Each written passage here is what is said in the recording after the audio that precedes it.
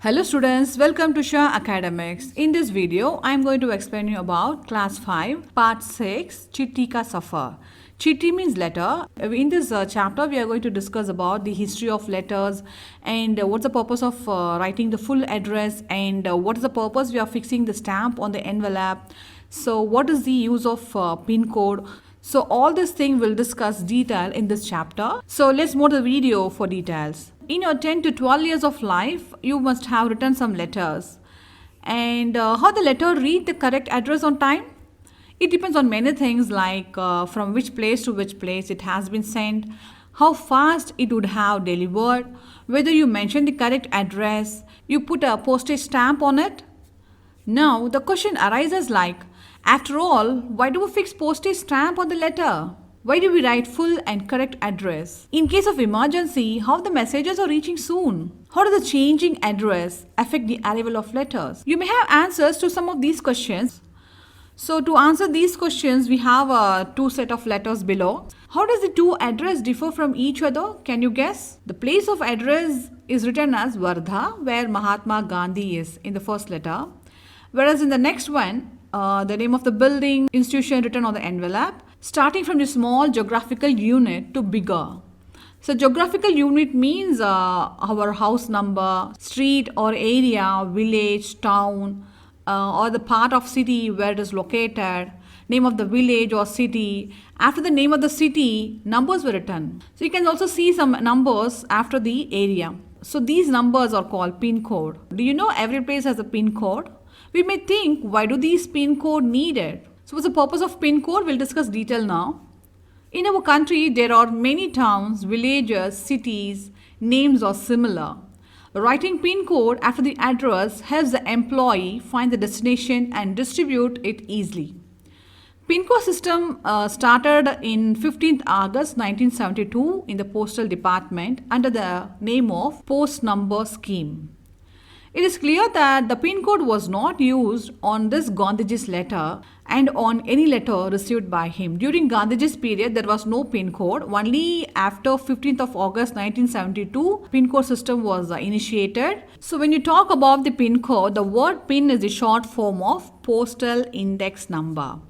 So pin code of any place is of 6 digits because the pin code is a standard form. So it has only 6-digit number.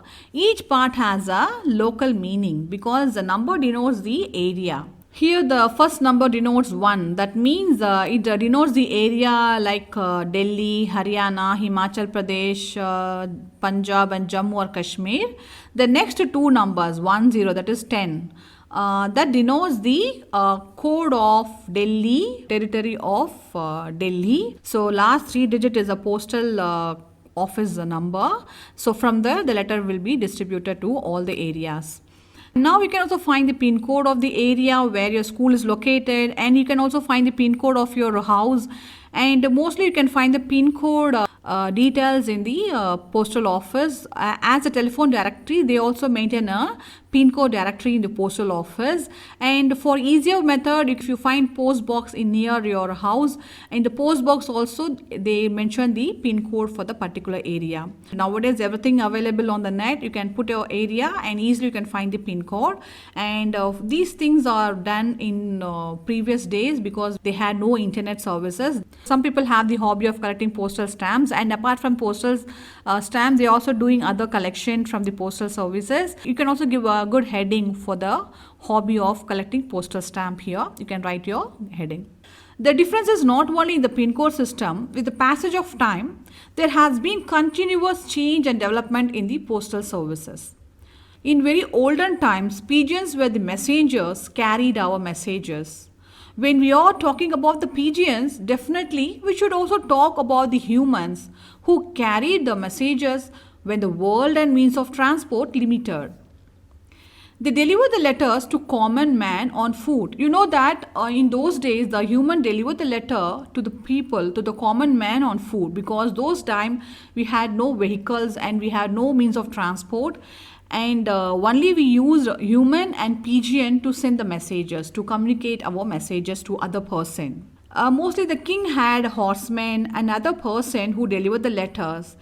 They had to walk through the forest areas And their duty not only to deliver the letter, they also have to save the letters from robbers and wild animals. Even now, the Indian Postal Services still depend on such people to reach inaccessible and mountainous areas like Padam in Ladakh, end of Jammu and Kashmir. So nowadays the postal department is also developed vast. On the one hand, the postal department depends on the people who can deliver the letters to the mountainous and hilly areas. On the other hand, it also depends on the flights and ships to deliver the messages. Apart from the letters and money orders, they extended the service from delivering letters and register posts to greeting cards, etc. And it is interesting to think about the journey of postal services which started from the pigeon. Pigeon is a basic concept of delivering the messages. The service was initiated from the pigeon. Now it uses the flights and ships for its service. It was a vast improvement in terms of sharing the messages. We have a lot of species of pigeon, but all the species cannot carry the letters. It cannot perform the job of carrying the letters. It's surprising to think that this bird pigeon is the only one can be a messenger, so not other species. While talking about the pigeon, we also have a doubt that how the small creature know the miles of route and how it reaching the place correctly.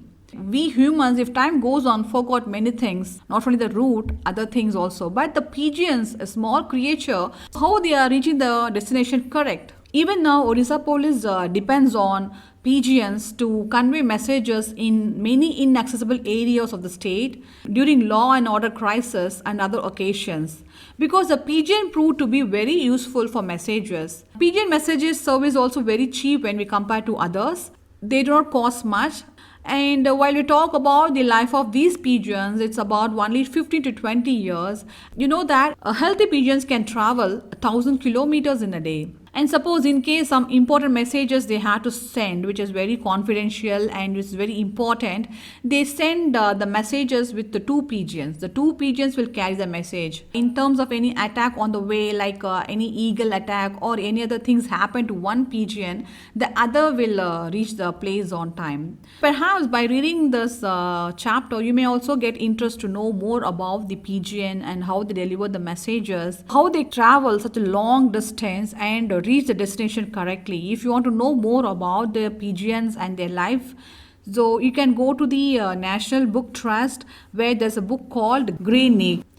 The hero of this book, because it's about a pigeon and the pigeon name is Grey Neck. This book was printed in English, and if you want to read in Hindi, you can put a letter to the National Book Trust so that they will interpret the language to Hindi, and their address also given here. National Book Trust, Nehru Bhavan, 5 Institutional Area, Phase 2, Vasant Kunj, Nai Delhi 110070. This is a pin code 110070. So it's quite interesting to know the details of letters and how it's transferring from one place to another, and what are the efforts that the government has taken to deliver the messages to inaccessible areas.